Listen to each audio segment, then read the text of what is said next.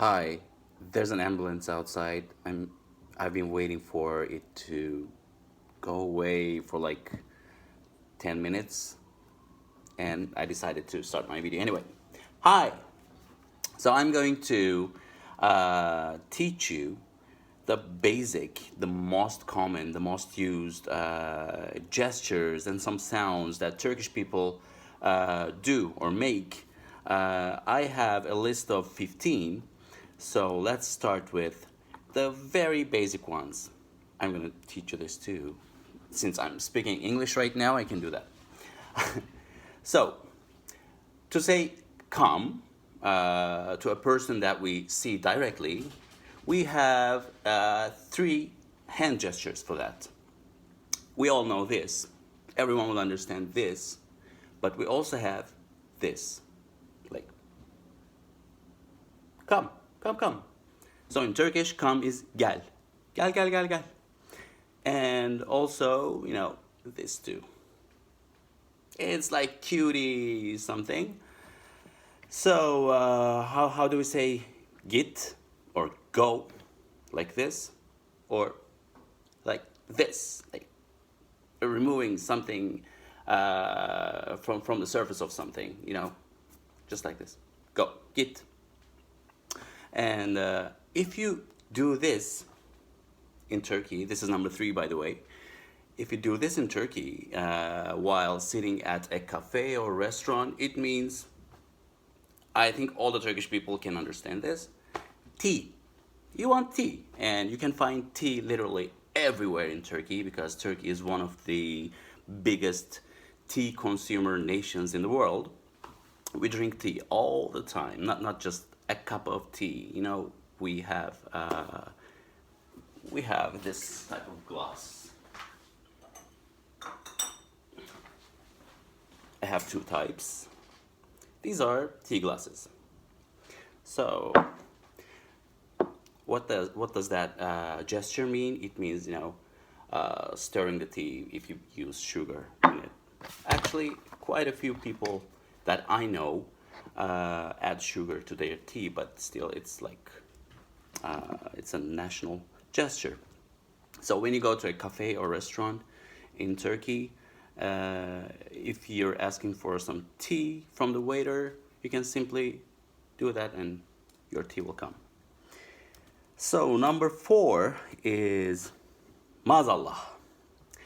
If you want to avoid something that you're talking about, like an accident or bankruptcy or whatever, bad things, very negative things, you don't necessarily have to touch the wood or anything else, but if you want to do this, it doesn't have to be wood, literally anything, but you do that. Just like this. I don't know why we do that. There are a lot of stories about it, but you never know what to believe. So let me give you an example. Let's say someone had an accident. It was horrible, and your friend is talking about it like, oh my God, oh, and then you make it, it's like, God forbid. And number 5, quite the opposite one, mashallah. If you're talking about something great, something very positive, someone won something, someone earned a lot of money or found something very, very expensive somewhere, and or let's say you had a baby, your friend, your neighbor, your brother, sister had a baby, to protect it, or he or she, which we don't have in Turkish. We have only o for he, she, it, her, him, it. It's just o in Turkish. We do this. We hit our tooth. It might look a bit weird, but it is what it is. So, and number 6, quite a lot of people ask me about that. It's a sound that we make. It can mean a lot of things actually, but the most common use of it is saying no in a very simple way. The thing is, especially when you raise your eyebrows doing it, it means no. Like, no. Yep. So, number 7. Again, if somebody is talking to you about something negative, like a loss, we say tu, tu, tu, tu, wah, wah, wah. Oh my God, I'm so sorry, you know, feeling like I'm sorry for your loss and stuff. So we do it like tu, tu, tu, tu, tu, wah, wah, wah, wah, wah. Of course, you don't have to smile. You shouldn't smile while you're doing that. It's like, wah, wah, wah, wah. I'm trying not to smile, but I'm smiling. Anyway, 2 was the number 7. So number 8 is delicious. You'll see that everywhere in Turkey if you spend some time with locals and if you observe the locals eating at restaurants or somewhere. This means delicious. Delicious. Yeah, it's like quite Italian, like mamma mia. But we don't do that so often. Oh, this means delicious. And you can see that in Turkey quite often too. Number 9, it's the heart salutation. If you don't want to shake someone's hand because of the coronavirus or stuff, or if they are a little bit far away, like rather than doing that, I mean, this is a more masculine or conservative type of salutation. You do this. Yep. So you put your right hand on your heart and give yourself a little slight bow. Yep. So if you see a Turkish person, number 10 by the way, doing this, or anyone, it doesn't have to be Turkish actually, it's a Muslim thing, and not all Turkish people are Muslim, or actually almost everyone I know are anti-religious. So, but we still do that. It's praying. If you're wishing for something, if you're saying Allah belasını versin, which is a very negative thing, don't use it. If you're wishing something positive or negative, you do that. It's like praying, just like this and this, whatever. I don't know what other people do while they're praying. So, after praying, number 11 is this. This means okay in many countries in the Western world, but in Turkey, do not do that publicly. This means fag. I know it's so sexist and it's so homophobic, but yeah, it is what it is. I mean, homophobia is everywhere, and it exists in Turkey too. So when you do this to someone, it means it's the same thing as shouting at him or her, fag. So don't do it. So I don't know if other people or everyone in the world does that, or everyone recognizes this hand gesture, but we use it a lot. The phone sign.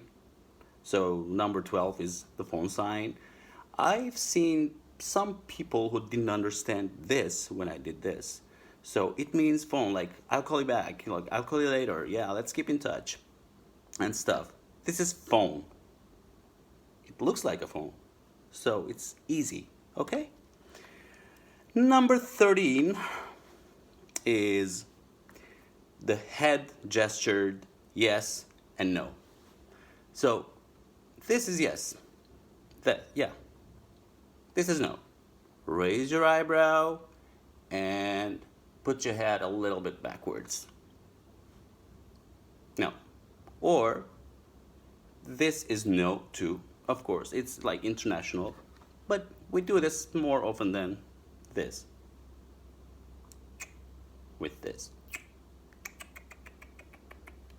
Actually, you can customize it in your way, and eyebrows are very important for saying no. When you say it doesn't mean anything.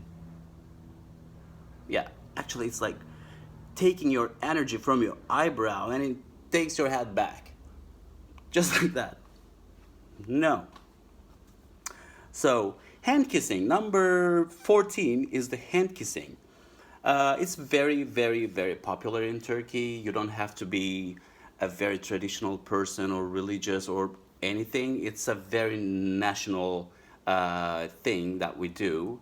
If someone is a lot older than you, we do respect the elderlies quite a lot. I mean, it's a thing in Turkey, just like Korea actually, but not as strict as in Korea. Because if you're like 5 months older than someone, you become elderly and you just automatically deserve respect in Korea. But it doesn't work like that in Turkey. If someone is like 30 years older than you, and if you meet them for the first time, you kiss their hands, whether it's a man or woman, but kiss their hand and put it on your forehead, like this.